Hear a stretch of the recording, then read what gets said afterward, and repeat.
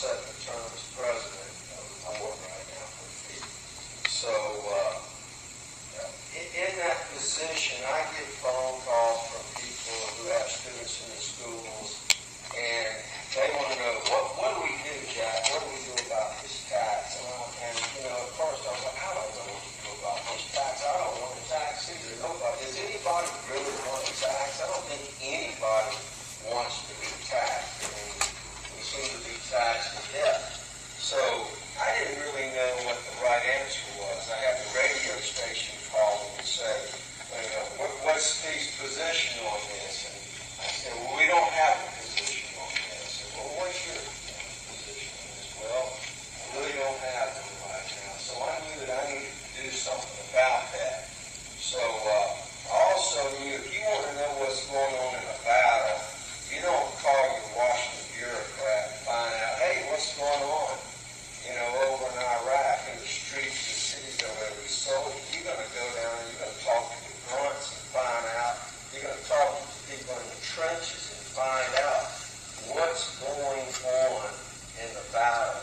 So that's what I decided to do. I wanted to make up my mind what was the right thing to do. What side do I want to be on? So I was very fortunate in my position to be able to talk to teachers and principals at our schools, at all 6 of our schools. And Mr. Beasley can tell you, I went into his office. I went into Carol Brought's office. I went to Reverend Thomas. I went to Dr. Poe's office. I spoke to all of them one-on-one in person behind closed doors. And I said, Mr. Beasley, I don't know what to do. What's the right thing to do? Is this real, or is this just a charade? Are you really in trouble? He said, Jack, they're sweeping the halls.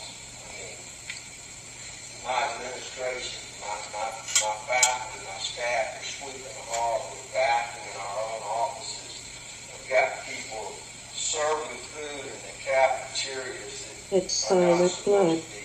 Serving food in the cafeteria. And, I thought, wow, but is there something else we can do? Is it mismanaged money?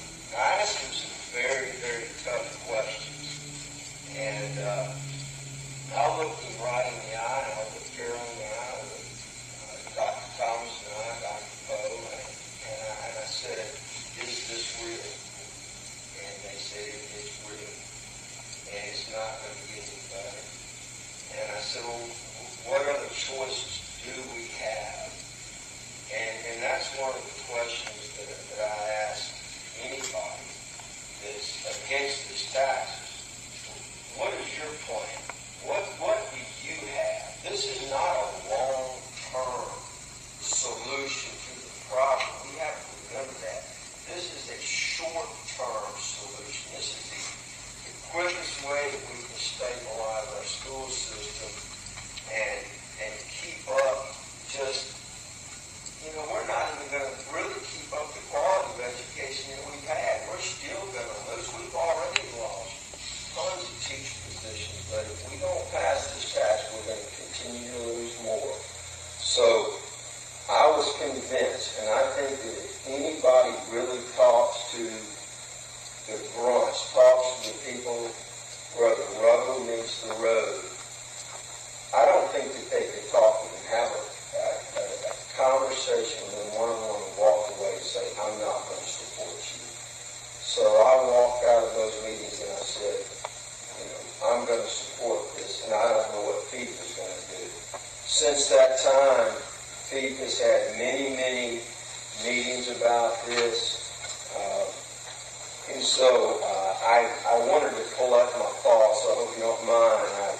I wrote all this down, and I'm going to share these thoughts with you. And this is not just Jack. This is FEEP now talking. As I stated before, the principals within our school system are in the trenches, and they know what is needed to meet the goals put before them by local, state, and federal governments. And they know what they need, to accomplish.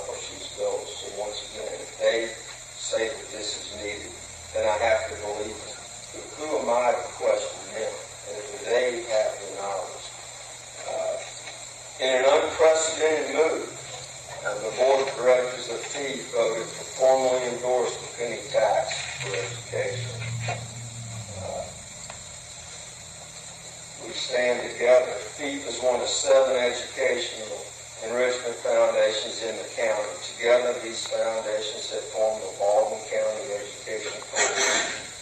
The coalition has taken a leadership role in helping to educate voters about why the funds are needed now, and we are working actively to get out the yes vote. This is temporary, as I stated. We are all aware that this tax is a temporary solution to a long-term problem. However, we cannot afford to jeopardize the education and the futures of the children who are in the schools today and the quality of life in our communities for the sake of politics. Long term, the way we fund education in the state of Alabama is archaic and obviously ineffective. It must be changed, and we as voters must demand that change. But we must keep that separate from the financial situation that our own Baldwin County system is in today.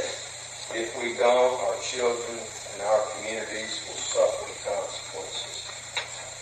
Follow-up.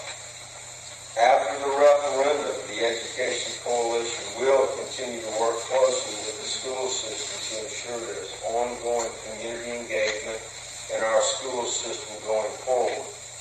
Coalition members have already had a seat at the table on this issue and on the issue of finding a new school superintendent. The coalition intends to keep its seat at the table so that our communities have a voice and not just a sales tax. In the way we handle have a voice in the way we handle public education in Baldwin County. Quality. We have a quality school system in Baldwin County that's worth fighting for, and of course our children are worth fighting for. Thank you so eloquently pointed out. But you must vote on March 23rd, and you must vote yes.